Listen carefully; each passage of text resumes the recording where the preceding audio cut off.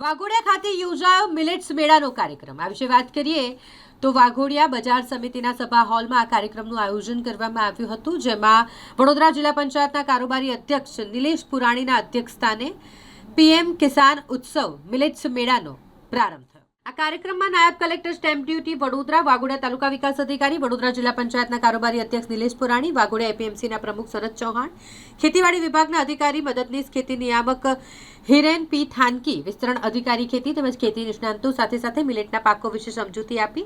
Millet પાકો તેમજ પ્રાકૃતિક ખેતી પર ભાર મૂકવામાં આવ્યો। ગામ સેવકો સહિત મોટી સંખ્યામાં ખેડૂત મિત્રો, પશુપાલકો અને વાઘોડિયા તાલુકાની બહેનો મોટી સંખ્યામાં કાર્યક્રમમાં હાજર રહી હતી। ખેતીવાડી વિભાગના નિષ્ણાંત અધિકારી દ્વારા ખેતીને લગતા પાકો તેમજ ખાતરો વિશે ખેડૂતોને જનજાગૃતતાના ભાગરૂપે સમજ આપવામાં આવી। ખેતીવાડીના અધિકારી દ્વારા ઓર્ગેનિક ખાતર તેમજ ઓર્ગેનિક ખેતી કરવાથી કેટલાક ખેડૂતોને ફાયદા તેમજ જમીનોને ફાયદા થયા છે તે બાબતે પણ આ તમામ ખેડૂતોને સમજ આપવામાં આવી।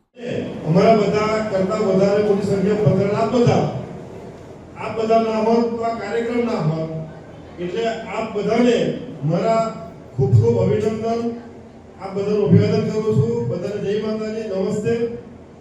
બહુ વધારે વાતો ન કહેતા, આપને ખબર છે કે જ્યારથી ગુજરાતમાં મોદી સાહેબ સીએમ થયા હતા અને અત્યારે દિલ્હીમાં પીએમ છે, ખેડૂતોની, વંચિતોની, શોષિતોની, ગામડાના નાના માણસોની જે ચિંતા કરે છે એ આપને કશું છૂટું નથી। આપને ખબર છે કે કેટલા કાર્યક્રમો દ્વારા મારી માતા બહેનોને, મારા ખેડૂત મિત્રોને કે ગરીબોને જાતની સહાય દ્વારા આ બધાનો માત્ર ને માત્ર પ્રયત્ન એવો હોય છે કે જ્યારે 2047માં વિકસિત ભારત બને તો ગામડાનો કોઈ ખેડૂત, કોઈ મારી માતા બહેન કે કોઈ ગરીબ, શોષિત, વંચિત પાછળ ના રહી જાય એટલા માટે કાર્યક્રમો હોય છે। આપ બધાને ખબર છે કે વર્ષો પહેલાની સરકારો ક્યારેય નાના માણસને સબસિડી મળે એ વાત તો છૂટ દૂર રહી, પરંતુ એ વડાપ્રધાન એવું કહેતા હતા કે દિલ્હીથી રૂપિયો આવે, જણાવો કે કિસાન સન્માન નિધિનો હપ્તો હોય કે કોઈ કૃષિ સહાયના ખાતાની કોઈ સબસિડી હોય, આપણા ખાતામાં ભાઈ આવે છે કે નથી આવતા પૈસા? હવે મને કહો કે એક રૂપિયો ઘસાય છે કે રૂપિયા બદલે સમાન રૂપિયો મળે છે? એટલે ભાઈ સાચું બોલો, આ વાત સાચી છે કે ખોટી છે? ગરમી લાગે છે બરાબર છે, પરંતુ અમારો ઉદ્દેશ એ જ છે કે આપણે અમને આશીર્વાદ આપીને જ્યારે નેતા બનાવ્યા હોય તો સરકારની જે સિદ્ધિઓ છે કે યોજનાઓ છે એ આપ સુધી પહોંચી અને આપ એ સ્વીકારો અને વર્ષોથી પાર્ટીને જે આશીર્વાદ આપો છો એ આપ્યા કરો।